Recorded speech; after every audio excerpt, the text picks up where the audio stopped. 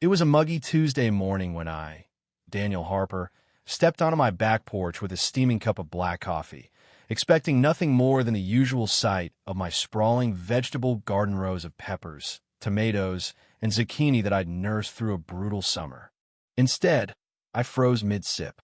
A bulldozer, its metal teeth gnashing through my soil, was carving a gaping wound where my garden once thrived. Dirt flew in clumps, and the air smelled of diesel and betrayal. From across the cul-de-sac, a figure waved cheerily from her pristine porch. Margaret Ellison, president of the Homeowners Association, her blonde bob bouncing as she called out, "Don't worry, Daniel. Your property's been rezoned. I took care of it personally." Her voice dripped with the kind of saccharine glee that made my stomach churn. This wasn't a prank or a misunderstanding. This was war, waged with blueprints and a forged signature, orchestrated by a woman who'd crowned herself the suburban dictator of Willow Creek. Margaret, with her pressed tennis skirts and a smile that could curdle milk, had turned my backyard into her personal playground. And that wasn't even the half of it tapped into my private well to water her prize-winning roses, siphoning my resources like a parasite in pearls. What did I do? I didn't yell or storm her porch with a pitchfork. No, I smiled back, sipped my coffee, and flushed her irrigation system with gray water-treated sewage, legal but rancid. Her screams that afternoon were a symphony. But that was just the opening note. To understand how this quiet neighborhood turned into a battlefield of spite, fraud, and demolition, we need to rewind a bit to the moment I realized Margaret wasn't just a nuisance, but a full-blown menace. It started a week earlier, on a Wednesday, so ordinary it hurt. I'd shuffled outside in my robe, bleary-eyed and pre-coffee, only to find my backyard transformed overnight. My tomatoes were gone, reduced to pulp beneath the treads of heavy machinery. The greenhouse I'd spent months building shattered glass and splintered wood. In their place, a crew of construction workers in neon vests swarmed like ants. One of them perched on my compost bin, munching a donut with infuriating nonchalance. I stood there, dumbfounded, wondering if I'd stumbled into a fever dream. Then Margaret appeared, striding across her lawn in a floppy sun hat and a tennis outfit that screamed, "I'm better than you." Her grin was a weapon, sharp and smug. "Oh, hey there, Daniel," she chirped, as if she hadn't just orchestrated a hostile takeover of my property. "I just wanted to let you know we rezoned the back 10 feet of your lot. It's part of the community green space now. Paperwork's all done, approved, and everything. We're starting the clubhouse today." I blinked. "We? The HOA board," she said, patting a manila folder like it was a Medal of Honor. "I facilitated it myself. It's a community clubhouse technically for everyone, but since my lot's the biggest, it made sense to anchor it here. You'll still have plenty of yard left. A clubhouse. On my land." I could have screamed, could have grabbed a shovel and gone full berserker. But something clicked. Margaret didn't know who she was dealing with. She saw me as the quiet guy who skipped HOA meetings, the one she'd pegged as some mid-level paper pusher at the county office. She'd even bragged to neighbors that I filed permits or something. What I actually do is sign them. I'm the zoning commissioner for the entire county. Every rezoning request, every permit, every land use change crosses my desk. Which meant her little stunt wasn't just audacious, it was illegal, fraudulent, and about to become her undoing. I didn't shut down right then. No, I let her build, let her dig her own grave while I sipped my coffee and planned her reckoning. That week was a masterclass in chaos. Every morning, I'd step outside to watch Margaret's ego take physical form, bricks stacking, concrete pouring, contractors buzzing around her community clubhouse.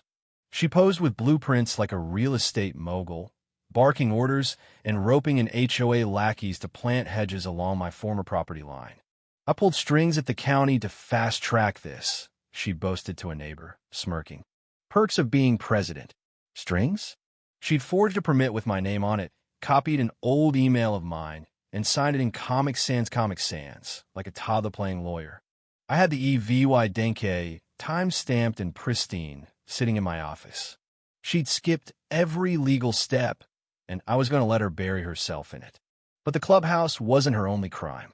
She'd been stealing water from my private well-a-perk of my property, predating the HOA by 2 decades, exempting me from their jurisdiction. I kept it locked and buried, or so I thought. Margaret, ever resourceful, had hired a shady plumber to tap into my line, using it to fill her kiddie pool and irrigate her roses. I caught on when my shower pressure tanked one evening. A quick install of a pressure gauge revealed the truth every afternoon at 3 p.m. When her sprinklers kicked on, my water dipped. I traced the line, found her sloppy junction, and grinned. That's when I rerouted my system to flush with gray water. The next day, her garden reeked like a landfill as she shrieked loud enough to wake the dead, blaming her landscaper for tainting the well. She had no idea I'd turned her roses into a sewage showcase. I could have stopped there, but Margaret doubled down. She marched onto my porch one morning, clipboard in hand, a strawberry smoothie sloshing in the other. "You've been flagged," she said, her tone dripping with fake concern. "Your mailbox is non-compliant with HOA design standards, and your grass is an inch too tall. Fix it by Friday, or it's a due Law 200 fine." I stared at her, this woman who'd bulldozed my garden and stolen my water, now nitpicking my mailbox while her backyard looked like a war zone. I nodded, said I'd handle it, and filed an anonymous report with the city that night unauthorized construction, illegal plumbing, the works. By Thursday, 3 inspectors showed up at Margaret's house, clipboards in hand, faces grim. She tried to charm them, twirling her hair and offering iced tea. They weren't buying it.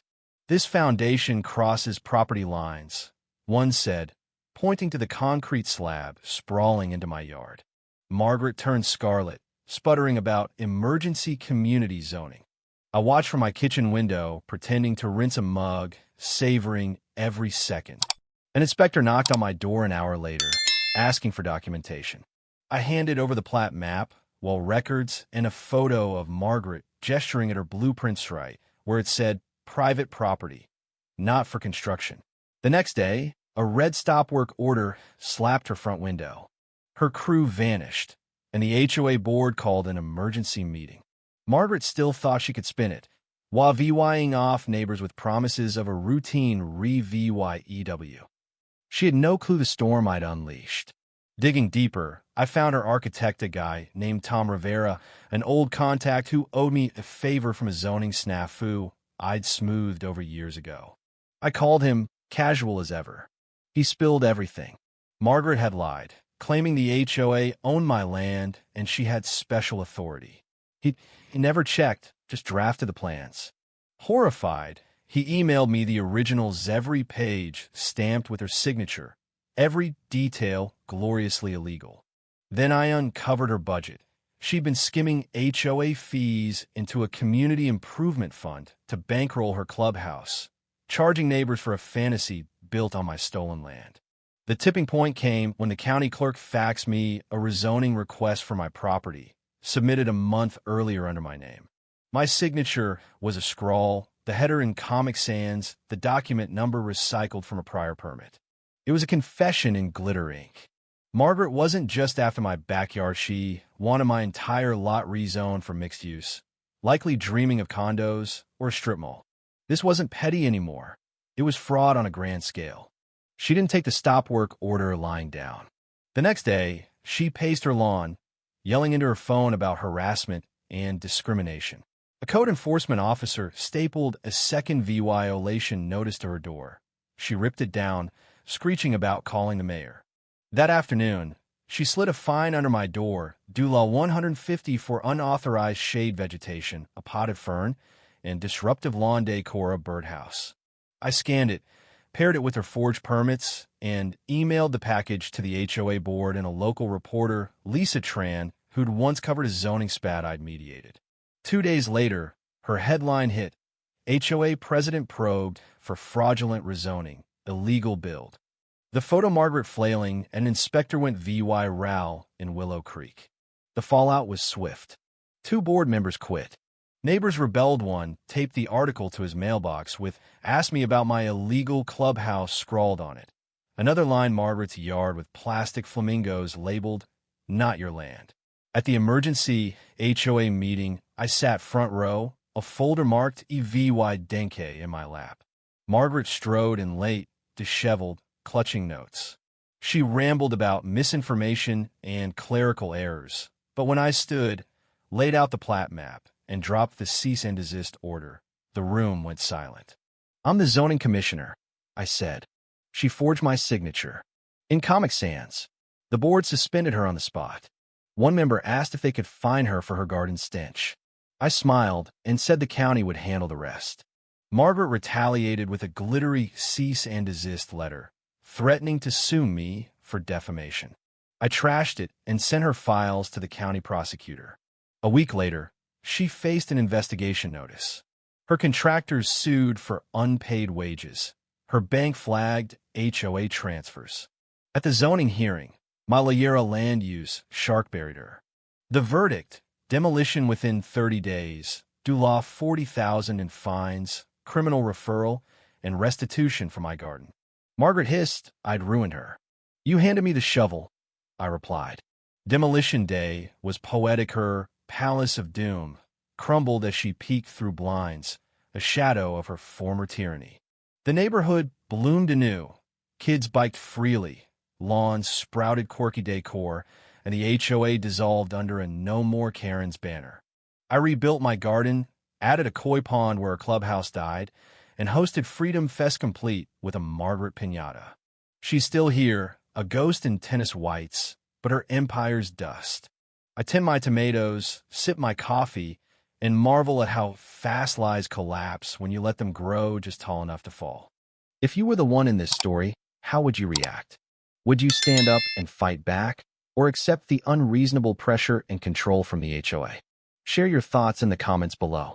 And don't forget to subscribe, like, and share this VY Deo with more people. Your small action gives us the motivation to keep bringing you more intense and engaging stories. Thanks for watching, and we'll see you in the next VY Deo.